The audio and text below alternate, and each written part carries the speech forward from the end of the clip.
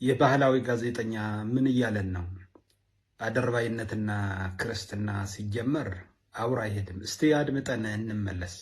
ምንድነው የተፈጠረው? በትናንትናው ዕለት በአክሱም ከተማ የጁምዓ ስግደት ሳይሰገድ መቅረቱን በዚህ ሰዓት የወጡ መረጃዎች እያሳዩ ይገኛሉ። በትናንትናው ዕለት ብቻ አይደለም፣ ባለፉት 3 ሳምንታት በመከልከሉ ብቻ የጁምዓ ሶላት ሳይሰገድ መቅረቱ እየተዘገበ ይገኛል። በስመ አብ ወወልድ ወመንፈስ ቅዱስ አሃዱ አምላክ። የተወደዳችሁ የእግዚአብሔር ቤተሰቦች፣ የመብርሃን የወላዲት አምላክ የድንግል ማርያም የመስቀል የአደራ ልጆች፣ በመላው ዓለም ሆናችሁ የምትከታተሉ መላው ኦርቶዶክሳውያን፣ በመጀመሪያ ይህ ልጅ በግምት ነው ዜናው ያስተላለፈው። ብሩክ ኒውስ ይባላል። እውነተኛ ጋዜጠኛ በእውቀት ያገኘው ጋዜጠኝነት ቢሆን ግራና ቀኝ አጥንቶ ትክክለኛ ማስረጃ ያስተላልፍ ነበረ። ለዚህ ነው ባህላዊ ጋዜጠኛና አደርባይነትና ክርስትና አብሮ አይሄድም ያልኩት። ለዚህ ነውና አንዳንዴ ክር ያሰረ ሙስሊም መስለኝ ነበረ እኔና ሌሎች ነው ክርስቲያን ነው ምናምን ብለውኝ ገርሞኝ ማለት ነው። እኔ ለሽወዳ ክር አስሮ እንደዚህ የሚዘገቡ መስሎኝ ነበረና ይህን ልጅ ባይዘው የሚገርማችሁ ነገር ሁላችሁ መላው ኦርቶዶክሳውያን በመላው ዓለም ሆናችሁ የምትከታተሉት በአክሱም ከተማ ምንድነው የተፈጠረ ይላል። ተንደርድሮ መጣ። አክሱም አያውቃትም። ስለ አክሱም ምንም ያውቀው ነገር የለም። በአክሱም ሙስሊሞች ስነ ልቦና የሚያውቀው ነገር የለም። የአክሱም ኦርቶዶክሳውያን የሚያውቀው ነገር የለም። ቅድስቲቷ አክሱም ከተማ የሚያውቀው ነገር ምንም የለም።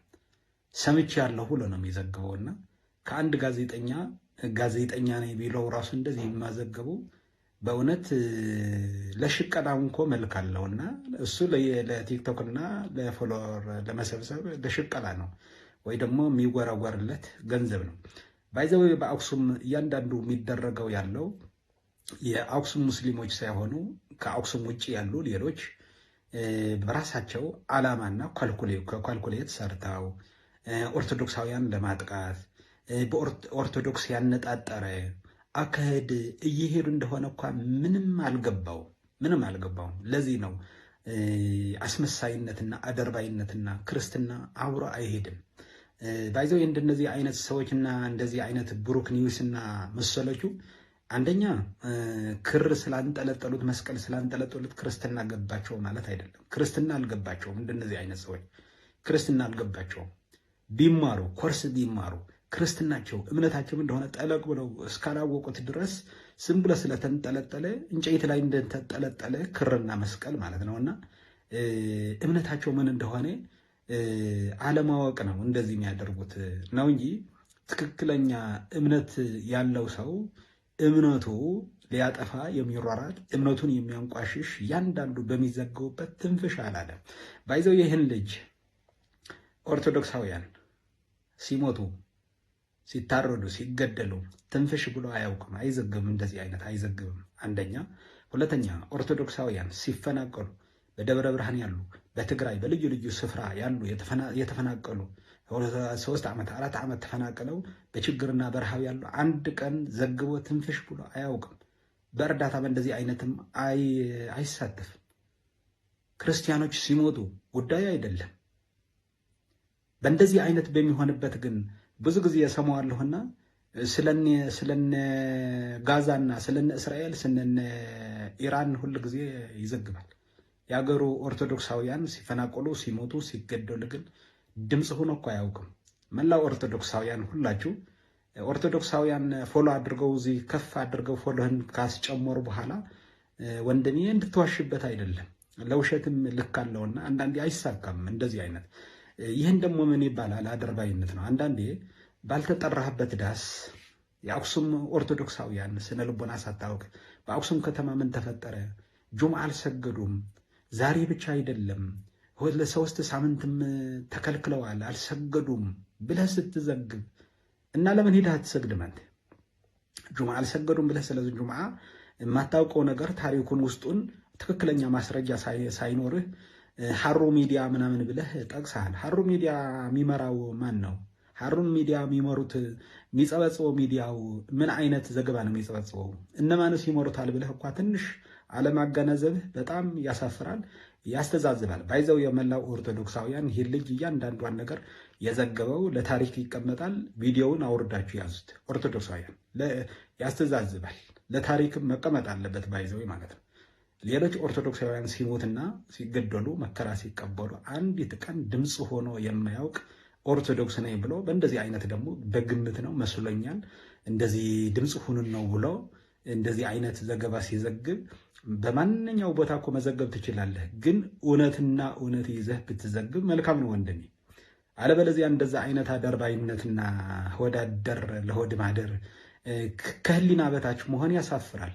ሰው ህሊና አለው፣ መዝኖ ነው መናገር ያለበትና ሳትመዝን እውነቱን ሳታረጋግጥ ግራና ቀኝ ሳታጣራ ከሁለት ወገን ሳታጣራ ዝም ብለህ በቃ እንዳቀበልህ እንዳለ ትጎርሰዋለህ እንዴ? ሳታላምጥ ሳያላምጥ የሚዘግብ ጋዜጣ ደግሞ ባህላዊ ጋዜጠኛ ይባላል። ባህላዊ ጋዜጠኛ ያልተማረ ባህላዊ ጋዜጠኛ ይባላል። ይህን ባህላዊ ጋዜጠኝነት ነውና ባህላዊ ጋዜጠኝነት ደግሞ ይጎዳል እና አስተውለህ ብትዘግብ ለሌላ ቀን ጥሩ ነው። ያልተባለ ተብለዋል፣ ያልተደረገ ተደርገዋል ብለህ ማውራትህ ስህተት ነው ወንድሜ።